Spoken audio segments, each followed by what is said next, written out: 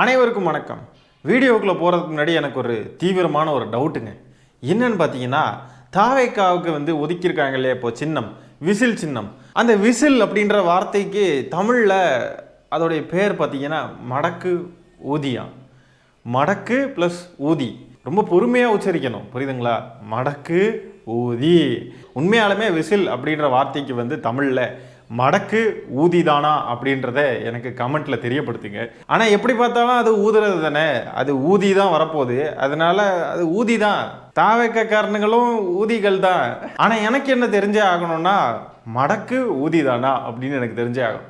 தாவேக்காரங்க மடக்கு ஊதிகளா அப்படின்னு எனக்கு தெரியணும். விசிலுக்கு தமிழில் என்னன்னு தெரிஞ்சவங்க கமெண்ட்ல பதிவு பண்ணுங்க, சரிங்களா? விசில் அடிச்சான் குஞ்சுகளா குஞ்சுகளா, வெம்பி பழுத்த பிஞ்சுகளா பிஞ்சுகளா. விசில் அடிச்சான் குஞ்சுகளா குஞ்சுகளா, வெம்பி பழுத்த பிஞ்சுகளா பிஞ்சுகளா. கேட்ட உடனே வாயில தூக்கி வைக்கிற மாதிரி ஒரு சின்னத்தை கொடுத்துருக்காங்க தேர்தல் ஆணையம். நேற்றுக்கு இருந்து வாயில வச்சுக்கிட்டே இருக்கானுங்க விசில. எவனை பார்த்தாலும் கடைக்கு போய் 10 ரூபாய்க்கு 20 ரூபாய்க்கு ஒரு விசிலை வாங்கிட்டு அதை ஊதி ஊதி வீடியோ எடுத்து போட்டுக்கிட்டு இருக்கானுங்க. மடக்கு ஊதிகள். பொறுமையாக சொல்லணுங்க, மடக்கு ஊதி, மடக்கு ஊதிகள்.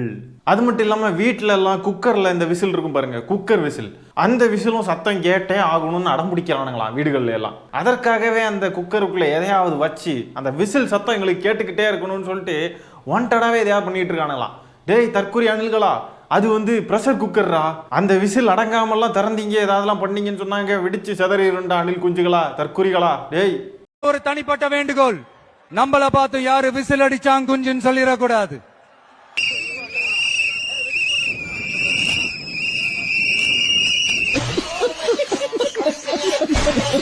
நல்ல வேலையா தேர்தல் ஆணையம் விசில் சின்னத்தை கொடுத்தாங்க. விசிலுக்கு பதிலாக துப்பாக்கி சின்னம் கொடுத்துருந்தா என்ன ஆயிருக்கும் யோசிச்சு பாருங்க. விசில் எடுத்துட்டு ரோடா போய் ஊதி ஊதி மக்களுக்கெல்லாம் ஒரே தொல்லை கொடுக்குறானுங்க. எப்போ யார்கிட்ட செருப்படி வாங்க போறானுங்கன்னு தெரியல. இந்நிலையில இவனுங்களுக்கு மட்டும் துப்பாக்கி சின்னம் கிடைச்சிருந்ததுன்னா என்ன பண்ணிருப்பானுங்க? எத்தனை சமூக விரோதிகள் இருக்காங்கன்றது வெளிப்படையா தெரிஞ்சிருக்கும். எந்தெந்த தாவேக்காரரெல்லாம் இல்லீகலா துப்பாக்கி வச்சிருக்கான்னு கண்டுபிடிச்சிடலாம். துப்பாக்கி எல்லாம் எடுத்துட்டு ரோட்டுக்கு மக்களை எல்லாம் என்ன பாடுபடுத்தி இருப்பானுங்க இல்லையா? இவனுங்க தான் 1ஆம் நம்பர் திருட்டு ரவுடி கூட்டமாச்சே. அந்த அளவுக்கு இவனுங்க ஒருத்தா என்ன துப்பாக்கி எல்லாம் வச்சிருக்கிற அளவுக்கு. தீபாவளிக்கெல்லாம் சுட்ட துப்பாக்கி எடுத்துட்டு வந்திருப்பானுங்க ரோட்டுக்கு. யோசிச்சு பாருங்களேன், விசிலுக்கு பதிலாக துப்பாக்கி சின்னம் கொடுத்து இவனுங்க தீபாவளி துப்பாக்கியை தூக்கிட்டு ரோட்டுக்கு மக்களை எல்லாம் பார்த்து டிங்கி டிங்கி டிங்கி டிங்கின்னு சுட்டுக்கிட்டு இருந்தானுங்கன்னா எப்படி இருக்கும்? இவனுங்க அப்படிலாம் பண்ணக்கூடிய ஆட்கள் தான். இப்போ ஃபார் எக்ஸாம்பிள் தமிழ்நாட்டில் இருக்கக்கூடிய மற்ற கட்சிகளுடைய சின்னங்கள்லாம் இந்த தாவேக்காரனுங்களுக்கு கிடைச்சிருந்தனா என்ன பண்ணியிருப்பானுங்க? இப்போ குக்கர் சின்னம்னு வச்சுக்கோங்க, அத்தனை பேரும் வீட்டில் இருக்கக்கூடிய குக்கரெல்லாம் தூக்கிட்டு வந்திருப்பானுங்க. இல்லைனா கடைக்கு போய் புதுசாக குக்கர்லாம் வாங்குவானுங்க. அந்த குக்கரை யூஸ் பண்ண தெரியாமல் யூஸ் பண்ணி வெடிக்க வச்சு எத்தனை பேர் அதில் செத்து போயிருப்பானுங்களோ தெரியல. ரெட்டை இலை அப்படின்னு எடுத்துக்கோங்க, ஒரு எக்ஸாம்பிளுக்கு சொல்கிறேன். ஊரில் ஒரு மரமும் இருக்காது, அத்தனை மரத்தையும் இடித்து உடச்சி அதுலேருந்து இலையெல்லாம் பிடிங்கிட்டு அதில் கரெக்டாக 2 இலை நின்னே ஆகணும்னு ஊரில் இருக்கிற அத்தனை மரங்களையும் அழித்து தள்ளி இருப்பானுங்க. மாங்காய் சின்னம்னு வச்சுக்கோங்க, மாங்காய் சின்னம். மாங்காய் மாம்பழம் வியாபாரமெல்லாம் அமோகமாக பிச்சுக்கிட்டு போகும். ஒரு சின்னம் கிடைச்சதுக்கு என்னென்ன அலப்பறையெல்லாம் பண்ணுறானுங்க பாருங்க. அங்கே ஒரு பக்கம் படம் ரிலீஸ் ஆகுமா ஆகாதான்ற நிலைமையில ப்ரொடக்ஷன் கம்பெனி கோர்ட்டு கேஸ்ன்னு அலைஞ்சிக்கிட்டு இருக்காங்க. இவனுங்க பார்த்தா இங்கே விசிலை வச்சு ஊதிக்கிட்டு இருக்கானுங்க. ப்ரொடக்ஷன் கம்பெனி இதெல்லாம் பார்த்தா அவங்களுக்குலாம் எப்படி இருக்கும்? டேய் என்னடா பண்ணுறீங்க, நாங்கள் இங்கே கோர்ட்டு கேஸ்ன்னு அலைஞ்சிட்டு இருக்கோம், நீங்கள் என்னடா விசிலை வச்சு கொண்டாடிக்கிட்டு இருக்கீங்க, அப்போ உங்களுக்கு படம் வேண்டாமாடா அப்படின்ட்டு எப்படி மனக்குமுறலில் இருப்பாங்கன்னு யோசிச்சு பார்த்துக்கோங்க. இந்த கோர்ட்டில் வழக்கு நடந்துட்டு இருக்கு இல்லையா, அந்த வழக்குடைய தீர்ப்பு வரும் 27ஆம் தேதி சென்னை உயர்நீதிமன்றத்தில் தீர்ப்பு வழங்க போகிறாங்களாம். பார்ப்போம் என்ன தீர்ப்பு வருதுன்னு. அவனுங்களும் பாவம், அவனுக்கு எதுவுமே சரியாக நடக்கலை, இந்த விசில் சின்னம் மட்டும்தான் கிடச்சிருக்கு, அதனால் இந்த விசிலையாவது நம்ம கொண்டாடுவோண்டா அப்படின்னு சொல்லிட்டு கொண்டாடிக்கிட்டு இருக்கானுங்க. அமேசான் ஒரு பக்கம் பின்னாடியே துரத்துறான், ஜனநாயகன் படமும் ரிலீஸ் ஆகலை, இன்னொரு பக்கம் சிபிஐ என்கொயரி வர, அண்ணன் ஜெயிலுக்கு போவாரா வெளியே இருப்பாரா என்ன எதுன்னு தெரியல, தேர்தலுக்கு பிரச்சாரம் பண்ணுற விஷயத்துல எல்லாம் அவர் என்ன பண்ண போறாரோ தெரியல, அது இதுன்னு பயங்கரமான வருத்தத்திலையும் வேதனையிலையும் இருக்கானுங்க. ட்விட்டர்ல அங்கே இங்கேயும் ஸ்பேஸ் போட்டு கிடந்து ஒப்பாரி வச்சு அழுன்னு அழுறாங்க, நம்மளை முடிச்சு விட்டாக்க போங்க அது இதுன்னு கிடந்து அழுறானுங்க. இந்நிலையில அந்த விசில் மட்டும்தான் இவனுக்குன்னு ஒரு மகிழ்ச்சியான ஒரு செய்தியா வந்திருக்கு. அதனால அந்த விசில் எடுத்துட்டு ஊரா தெருவா குப்பை வண்டியில விசில் அடிக்கிற மாதிரி விசில் அடிச்சுட்டே போயிட்டு இருக்கானுங்க. சின்னம் கொடுத்துட்டாங்க, விஜய் அவர்கள் அந்த விசிலை ஊதுறதுக்காவது வாய திறப்பாரா? சின்னம் கொடுத்துட்டாங்க அப்படின்றதுக்கு ஒரு ட்வீட் போட்டிருக்காரு. ஒரு கட்சி யாராவது தொடங்குறாங்க அப்படின்னாக்க அந்த கட்சிக்கு தேர்தல் ஆணையம் ஒரு சின்னம் ஒதுக்குதுன்னா அந்த சின்னத்தை மக்கள்கிட்ட எப்படி கொண்டு போய் சேர்ப்பாங்க? சமூக வலைத்தளங்களில் பதிவுகள் போடுவாங்க. அது மட்டும் இல்லாமல் முக்கியமான ஒரு விஷயம் இருக்கு, ப்ரெஸ்ஸை சந்திப்பாங்க, மீடியாவை கூட்டி வச்சு இந்த மாதிரி இதுதாங்க எங்கள் சின்னம், இதுக்கு ஆதரவு தாங்க, இந்த சின்னம்னா இப்படி அப்படின்னு சொல்லிட்டு அந்த சின்னத்தை பற்றி பேசுவாங்க, அந்த சின்னம் கிடைச்சதை பற்றி பேசுவாங்க, அவங்களுடைய அரசியல் நகர்வுகளை பற்றி பேசுவாங்க, எப்போ தேர்தல் பரப்புரை ஆரம்பிக்க போகிறாங்கன்னு பேசுவாங்க, என்னென்னு சொல்லிட்டு அதை வந்து ப்ரெஸ் மீட் வச்சு பேசுவாங்க. வாயை திறந்து பேசவே வரலங்க.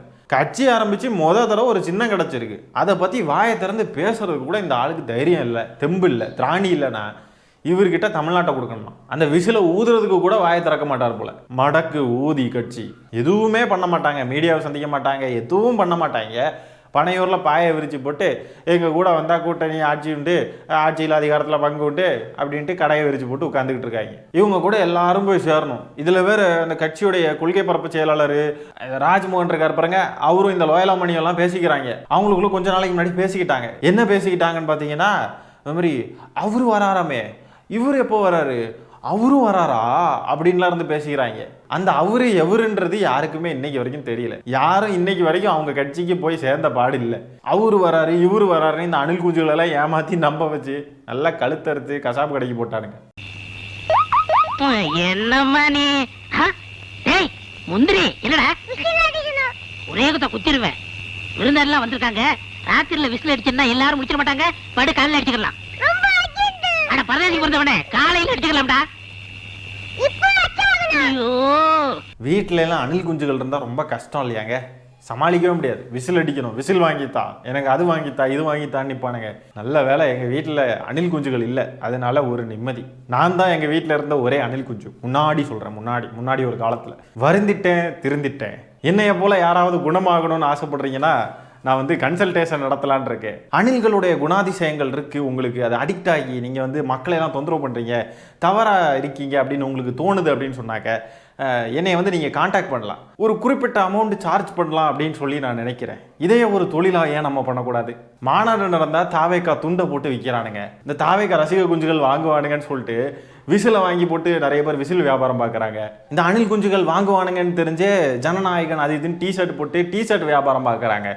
இந்த ரசிக மோகத்தை விட்டு இவனுங்களை வெளியே இழுத்து கொண்டு வந்து இவனுங்களை இந்த சமூகத்தில் நல்லவனுங்களாக மாற்றி இவனுங்களை திருத்தி மாற்றி இவனுங்களை நல்லா ஆக்குறதுக்கு நம்ம ஏன் ஒரு கவுன்சிலிங் செஷன் மாதிரி ஒன்று கிரியேட் பண்ணி அதில் நம்ம வருமானம் பார்க்கக்கூடாது? நல்ல ஐடியாவாக இருக்கே.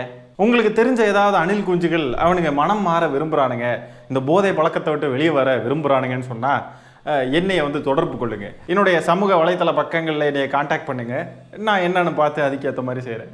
இந்த வீடியோவை பார்த்துட்டு அணில் குஞ்சுகள் வருவானுங்க என்னுடைய சமூக வலைத்தள பக்கங்களில் வந்து கெட்ட கெட்ட வார்த்தையாக போட்டு மெசேஜ் அனுப்புவானுங்க. அவனுங்களுக்கு அதுதான் தெரியும், அவனுங்களுக்கு திருந்தணும், நல்லா இருக்கணும், நல்லா வாழணும், இந்த சொசைட்டியில் மக்கள்கிட்ட நல்ல பேர் எடுக்கணும். தேட்டரு சினிமா விஜய் ரசிகன் அது இதுன்னு இப்படி ரசிக மனநிலையிலேயே அணில் குஞ்சாட்டு விசிலடிச்சான் குஞ்சாட்டு தெரியாமல் நல்லதொரு மனிதனாக வாழ வேண்டும் அப்படின்ற எண்ணம்லாம் அவங்களுக்கு கிடையாது. நீங்கள் வேணா பாருங்க, இந்த வீடியோவை பார்த்துக்கிட்டு எத்தனை அணில் குஞ்சுகள் வரானுங்க அப்படின்றத நான் இன்னொரு காணொலி போட்டு அவனுக்கு என்னெல்லாம் பேசுகிறானுங்க அப்படின்றதெல்லாம் நான் தனியாக இன்னொரு காணொலி எடுத்து போட்டு நான் உங்களுக்கு விளக்குறேன் பாருங்க. இவனுங்களெல்லாம் ஈஸியாக ப்ரெடிக்ட் பண்ணிடலாங்க. இவனுங்களுக்கு நம்ம நல்லது சொன்னாலும் நம்மளை தான் திட்டுவானுங்க, இவனுங்க எப்படி இருக்கானுங்கன்னு சொன்னாலும் நம்மளை தான் போட்டு திட்டுவானுங்க. திட்டுறது இல்லை, அபியூஸ். திட்டுறதுன்றது வேற, திட்டுனா கூட பரவாயில்ல, அபியூஸ் பண்ணுவானுங்க. இதை தான் அன்னைக்கு அந்த ஜேகேன்ற யூடியூபரும் பண்ணினாரு. இவனுங்க எப்படிப்பட்டவனுங்கன்னா அந்த வீடியோவில் தெளிவாக அவர் சொன்னார். அது சொல்லிக்கிட்டு கூடவே சொல்லிட்டாரு, இவனுங்க இவ்வளோ நான் சொல்லியும் இவனுக்கு நான் என்ன சொன்னேனே புரியாது, என்ன சொன்னேனே தெரியாமல் என்னை வந்து கடிச்சு வைப்பானுங்கன்னு சொன்னார். அதே மாதிரியே அவரை போட்டு கடின்னு கடிச்சு வச்சுக்கிட்டு இருந்தானுங்க. இப்போவும் பாருங்க, நான் ஒரு சமூக அக்கறையோட சொல்கிறேங்க, இந்த அணில் குஞ்சுகளில் திருந்தணும், என்னைய மாதிரி மாறணும். நான் எப்படி இந்த அணில் ஃபேஸை விட்டு வெளியே வந்து நார்மல் மனுஷனாக வாழ்கிறேன், அந்த மாதிரி இந்த அணில் குஞ்சுகளை வாழணும்னு நான் ஆசைப்படுறேன். அதற்காக தான் இந்த முயற்சியை நான் எடுக்கிறேன். விஜய் படம் பார்க்கணும்னா பிளாக் டிக்கெட்டுக்கு 1000 ரூபா 2000 ரூபா கொடுத்து செலவு பண்ணி படத்துக்கு போகிறானுங்க. விஜயை பார்க்குறதுக்கு சென்னையிலேருந்து விக்கிரவாண்டிக்கும் மதுரைக்கும் அங்கேயும் இங்கேயும் பைக்லையும் பஸ்லையும் ட்ரெயின்லையும் ஏறி அவ்வளோ ரூபா செலவு பண்ணி போய் பார்க்குறானுங்க. போகிற வழியில் செத்து நாசமாக போகிறானுங்க. நாசமாக போகிறதுக்கு இவ்வளோ செலவு பண்ணுறானுங்க விஜய் ரசிகர்கள். நல்லா இருக்கிறதுக்கு கொஞ்சம் செலவு பண்ணுங்கடா, நான் உங்களுக்கு கவுன்சிலிங் தரேன்டா அப்படின்னு சொன்னால் எவனும் கேட்க மாட்டான் பாருங்க. வந்து நம்மளை தான் திட்டுவானுங்க, அபியூஸ் பண்ணுவானுங்க. சே, எதை நோக்கி செல்கிறார்கள் விஜய் ரசிகர்கள்? உள்ளபடியே வருத்தமாக உள்ளதுங்க. இந்த விஜய் ரசிகர்கள் இப்படி இருக்க 2026 தேர்தல் முடிவுகளில் விஜய் அவர்கள் இந்த மாதிரி ஒரு புகைப்படத்தை வெளியிட வேண்டிய சூழல் உருவாகும். இந்த அணில் குஞ்சுகள் அவனுங்களா பார்த்து திருந்தலைனா வாழ்க்கை ஃபுல்லாக வாயில் வச்சுக்கிட்டே இருக்க வேண்டியதுதான். விசில சொன்னேங்க. ஏற்கனவே எங்கே போனாலும் டிவிக்கேன்னு கத்தி டென்ஷன் ஏற்றிக்கிட்டு இருந்தானுங்க. இப்போ இந்த விசில் சின்ன வேற கொடுத்ததுலேருந்து போகிற இடத்துல எல்லாம் விசில் அடிச்சு இந்த தாவேகா கட்சிக்கு ஓட்டு போடலான்னு நினச்சிக்கிட்டு இருக்கிற மக்களுடைய ஓட்டுகளையும் இவனுங்களே வரவிடாமல் ஆக்கிடுவானுங்க. இவனுங்க விசில்னு விசிலை தூக்கிட்டு திரியிறானுங்க. எவனாவது வாய்க்குள்ளே போட்டு விசிலை ஒழுங்கா போகிறான். அதுக்கப்புறம் இருக்குது இந்த விவேக் காக்கா பிரியாணி சாப்பிட்டுட்டு கேன்னு கத்துவார் பாருங்க ஒரு படத்தில். அந்த மாதிரி இவனுங்க வந்து விசிலை ஒழிக்கிட்டு விசில் சத்தத்தையே ஊதிக்கிட்டு போனாங்க. ஓ ஓ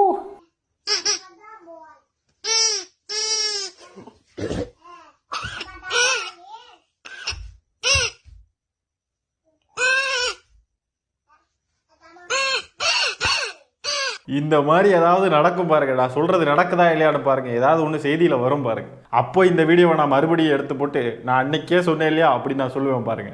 விஜய் ஃபேன்ஸ்லாம் ஈஸியாக ப்ரெடிக்டபிளுங்க. அவனுங்கெல்லாம் நல்லா ப்ரெடிக்ட் பண்ணலாம்.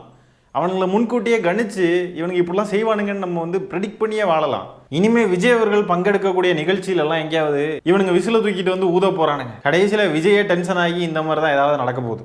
நான் வந்து எம்ஜிஆர் அவர்களோட வந்து ஜெல்லாகும் அந்த கதையோட. ஒரு சில படங்களில் வந்து சில விஷயங்கள் அன்வான்டாக இருக்கும். அப்படி இல்லை இந்த படத்தில். பேசிக்கிட்டு இருக்கோம். சைலன்ஸ்.